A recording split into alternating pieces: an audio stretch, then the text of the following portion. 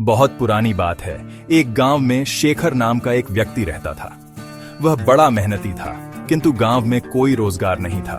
उसने सोचा कि मैं शहर चला जाता हूं, वहां मुझे मेरी योग्यता अनुसार मेहनत के पैसे मिल जाएंगे। यह सोचकर शेखर एक दिन अपने गांव से शहर की ओर चल दिया। शहर बहुत दूर था। चलते चलते शेखर थक चुका था। शेखर इतना थक गया था कि अब उससे बिल्कुल भी चला नहीं जा रहा था और वह थक कर वहीं बैठ गया।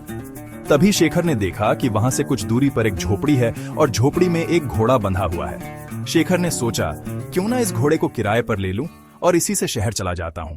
शेखर जैसे तैसे झोपड़ी पर तक पहुंचा। शेखर ने देखा वहां एक व्यक्ति खड़ा हुआ है। शेखर समझ गया कि यह अवश्य ही घोड़े का मालिक है। मुझे आगे शहर में जाना है और शहर यहाँ से कई किलोमीटर दूर है। मैं बुरी तरीके से थक चुका हूँ, तो क्या मैं आपका घोड़ा ले सकता हूँ? तुम्हें क्या मैं घोड़ा ऐसे ही दे दूं? मैं आपसे घोड़ा फ्री में नहीं लूंगा, इसके बदले मैं आपको घोड़े का किराया दूंगा। मैं तुम्हें घोड़ा किराए पर तो दे सकता हूँ, किंतु मुझे अभी दूसरे गांव जाना है। अगर तुम मुझे उस गांव तक छोड़ दो तो मैं यह घोड़ा तुम्हें किराए पर दे सकता हूँ। शेखर झट से तैयार हो गया। शेखर घोड़े पर आगे बैठ गया और घोड़े का मालिक पीछे। गर्मी के दिन थे, बहुत तेज धूप थी। दोनों चलते चलते थक गए और पसीने से तरबतर हो गए। बहुत तेज गर्मी है और थकान भी बहुत हो रही है, कहीं थोड़ी देर आराम कर लिया जाए। दोनों ने इधर उधर देखा, किंतु कहीं भी कोई पेड़ नहीं दिखा। तभी शेखर घोड़े से उतरा और घोड़े के ही छांव में बैठ गया।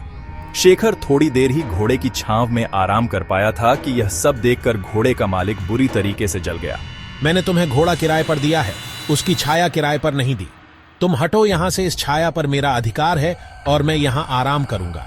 महानुभव, आप ये कैसी बात कर रहे हैं? मैंने अगर घोड़ा किराए पर लिया है तो उसकी छाया पर भी मेरा ही अधिकार है। अगर आप चाहें तो आप भी इस छाया में मेरे साथ बैठकर आराम कर सकते हैं। नहीं नहीं, इस छाया पर सिर्फ और सिर्फ मेरा अधिकार है और मैं ही इसकी छाव में बैठूंगा। तुम हटो यहाँ से।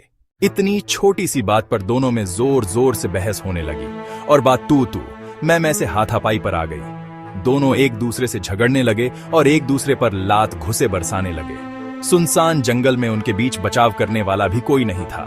दोनों की लड़ाई देखकर घोड़ा भड़क गया और वहां से भाग गया। थोड़ी देर बाद जब घोड़े के मालिक ने घोड़े को देखा तो वह कहीं दिखलाई नहीं दिया। अरे, मेरा घोड़ा कहाँ चला गया? वह तो अभी नया है। उसने ठीक से घर भी नहीं देखा। पता नहीं वह कहाँ गया और अब मैं उसे कैसे ढूंढूं? अच्छा हुआ, तुम जैसे लोगों के साथ ऐसा ही होना चाहिए। अभी तुम छाया के लिए परेशान हो रहे थे, अब घोड़े की काया के लिए परेशान होना। घोड़े के मालिक को अपनी गलती का एहसास हुआ और अपना माथा पीटकर हाय तौबा करते हुए बैठ गया और बोला, मेरे थोड़े से लालच से मेरा कितना बड़ा नुकसान हो गया। मुझे अपनी करनी का फल मिल गया। घोड़े की छाया के लोभ के कारण घोड़े की काया से भी हाथ धो बैठा। शिक्षा। इस कहानी से हमें शिक्षा मिलती है कि लालच बुरी बला है और कभी कभी छोटे से लोभ के कारण बड़ा नुकसान उठाना पड़ सकता है।